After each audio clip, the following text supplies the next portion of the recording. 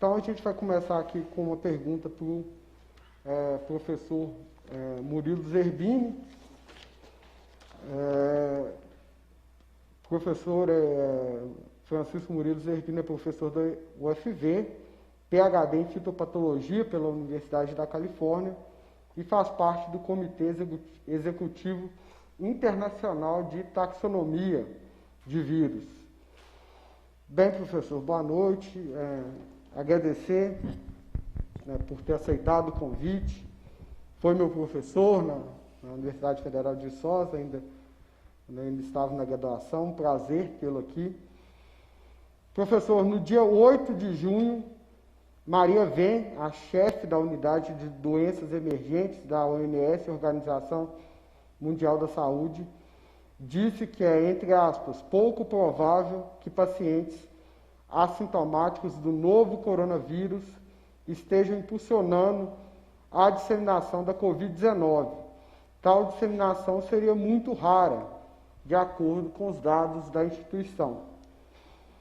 No dia seguinte, dia 9 de junho, o diretor de emergência da OMS, Michael Ryan, declara: estamos absolutamente convencidos de que a transmissão por casos assintomáticos está ocorrendo. A questão é saber quanto. Afinal, professor, assintomáticos são capazes de transmitir? O vírus ele possui um período de incubação?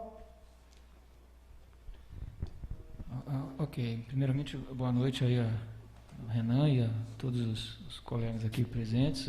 Agradeço aqui o convite para participar.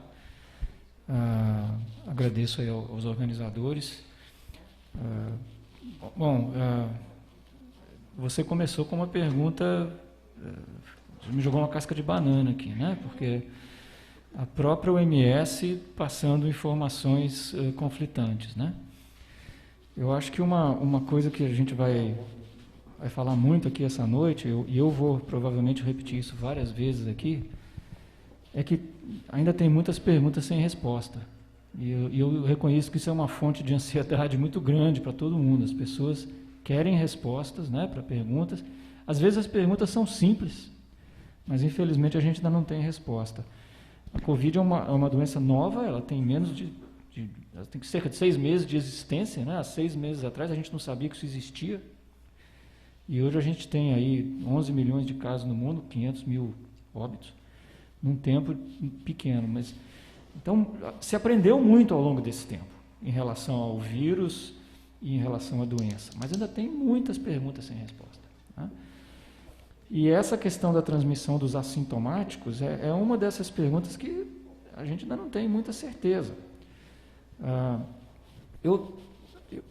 Tudo que a gente sabe sobre o vírus até agora diz que deve ocorrer sim, tá?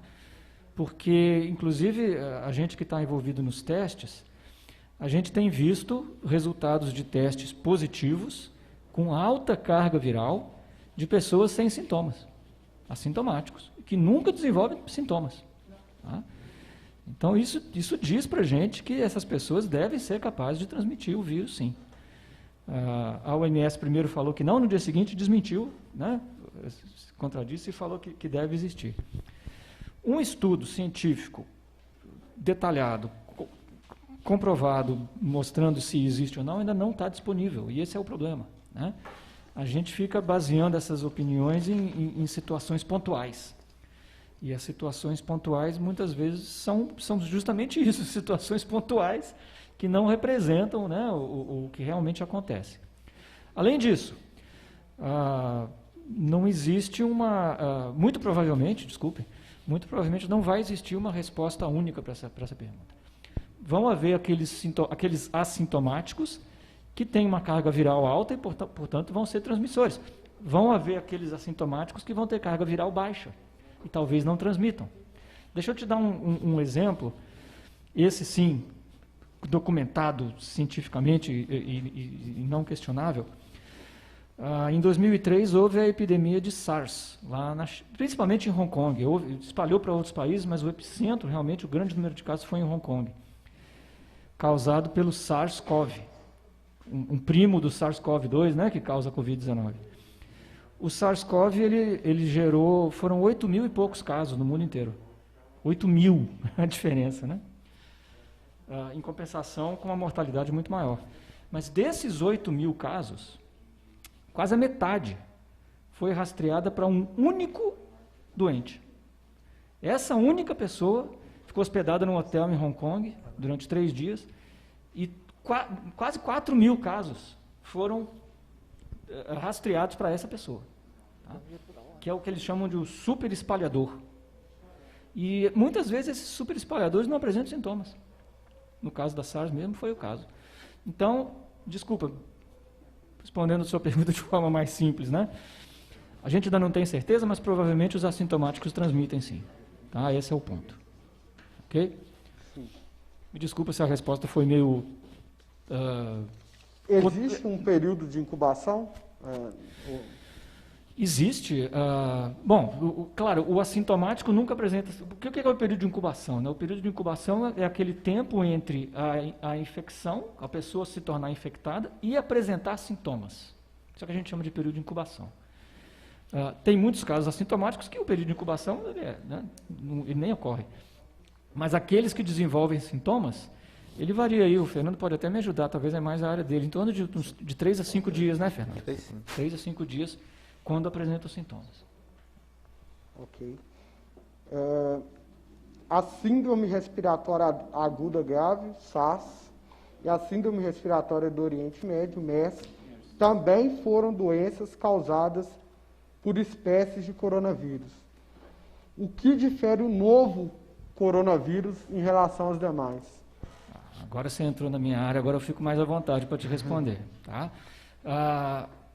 SARS-CoV, MERS-CoV e SARS-CoV-2 são 3 espécies de coronavírus. Tá? Vamos dizer assim, são 3 primos. Ok? Você falou SARS e MERS foram, na verdade, o SARS desapareceu. O SARS aconteceu lá em 2003 e sumiu. Nunca mais houve um registro de caso de SARS no mundo. O MERS não, o MERS continua acontecendo. Essa semana teve casos relatados na Arábia Saudita. Tá? O MERS é Middle Eastern, Síndrome Respiratória do Oriente Médio, é o nome do vírus. Então é um coronavírus também, respiratório, humano. O reservatório natural é o camelo, né? Por isso provavelmente essa concentração de casos lá no Oriente Médio, né? E é uma doença também com em torno de 30 a 35% de mortalidade. Quer dizer, de cada 100 pessoas que pegam o vírus, 35 morrem. O Covid-2 é menos de 1%.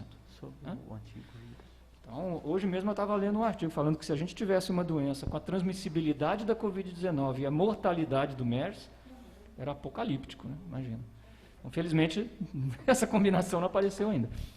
Então, são 3 vírus da mesma família, o que significa que eles têm muitas características semelhantes, principalmente da parte molecular, como é que o vírus multiplica no organismo, os tipos de célula que ele infecta, os receptores que ele usa para penetrar na célula. Mas são espécies diferentes, então significa que eles também têm diferenças. E a principal diferença deles é justamente a transmissibilidade. Eu falei aqui, teve 8 mil casos de SARS no mundo. Nós já estamos em 11 milhões de Covid. Por quê? Porque um é transmitido muito mais fácil do que o outro. Né? O SARS era um vírus muito mais difícil de ser transmitido.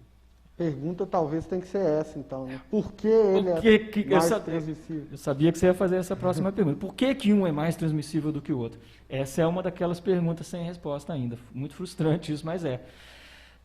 Eles infectam os mesmos tipos de células, e o SARS-CoV e o SARS-CoV-2 usam o mesmo receptor celular, inclusive. Tá? Que é surpreendente. Porque uma suspeita nossa, quando o estudo começou, é que eles usariam receptores diferentes. Mas eles usam o mesmo receptor. Provavelmente tem a ver com a eficiência do uso do receptor. Mas aí eu já estou especulando. Não existe essa informação ainda. Tá? Pode ser também que não tenha nada a ver com o receptor, seja alguma coisa que acontece depois que o vírus já está dentro da célula. Então, por que um é tão mais transmissível do que o outro, a gente ainda não sabe.